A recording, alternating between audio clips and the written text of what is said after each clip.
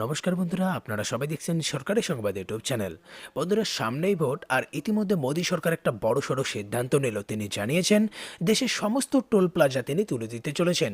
যেমনটাই হেডলাইনেতে আপনি দেখতেই পাচ্ছেন, লেখা আছে 2 বছরের মধ্যেই তুলে দেওয়া হবে সমস্ত টোল প্লাজা সম্পূর্ণ বাধাহীনভাবে যাতায়াতের জন্য মোদী সরকার এই নতুন সিদ্ধান্তটি নিয়েছে। তবে এর জন্য মূলত 6টি শর্ত রাখা হয়েছে। তবে তার আগে কিন্তু আপনাদের কাছে ছোট্ট একটা অনুরোধ রাখবো যে অবশ্যই কিন্তু ভিডিওটিকে একটু লাইক করে লাল রঙের সাবস্ক্রাইব বাটনে ক্লিক করে বেল নোটিফিকেশনটা অল করে দেবেন। বন্ধুরা, যেমনটা এখানে দেখতেই পাচ্ছেন, এখানে কিন্তু স্পষ্ট করে বলে দেওয়া হয়েছে 1 নম্বরে যানবাহন যাতে বাধাহীনভাবে যাতায়াত করতে পারে তার জন্য বড় সিদ্ধান্ত নিয়েছে কেন্দ্রীয় সরকার। আগামী 2 বছরের মধ্যে দেশের টোল প্লাজাগুলি তুলে দেওয়া হবে বলে জানিয়েছেন সড়ক পরিবহন মন্ত্রী নীতিন গডকরি।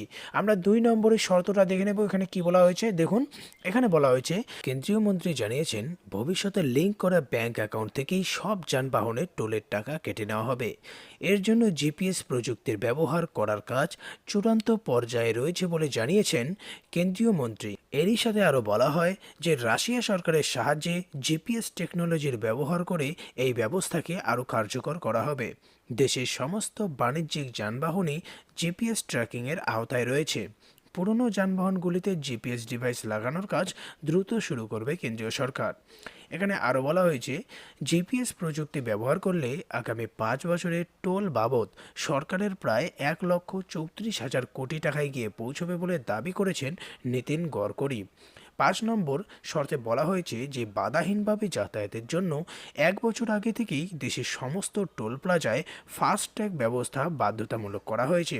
এর ফলে জ্বালানি যেমন সাশ্রয় হয়েছে, সেই রকমই বায়ু দূষণও অনেকটা কমে গিয়েছে।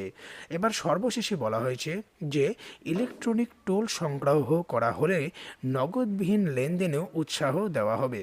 গত কয়েক মাসে ফাস্ট্যাগের মাধ্যমে টোল সংগ্রহ অনেকটা বেড়ে গিয়েছে। বন্ধুরা, মোদী সরকারের সমস্ত টোল প্লাজা তুলে দেওয়ার এই নতুন মন্তব্যে আপনার কি সিদ্ধান্ত অবশ্যই কিন্তু কমেন্ট বক্সে বলতে ভুলবেন না।